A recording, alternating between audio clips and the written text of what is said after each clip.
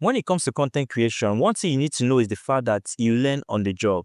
Yes, even actors that you see in movies today, you love them because they act so well. However, it wasn't how they started. Content creation is a skill that you need to improve over time. That's one thing I love about blogging. You can always go back to your old content and edit them, improve them. But however, it's a bit different when it comes to video content, okay? You can't really go back to your videos and edit it to become new.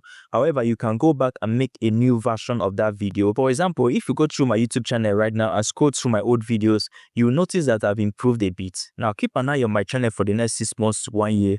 You are going to notice a significant difference and improvement in my videos. So what are you waiting for? Go ahead and start creating content if it's something you love to do.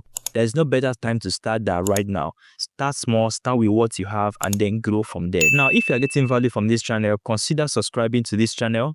Turn on the bell notification, like this video, and share it with your friends, and I'll see you in the next video.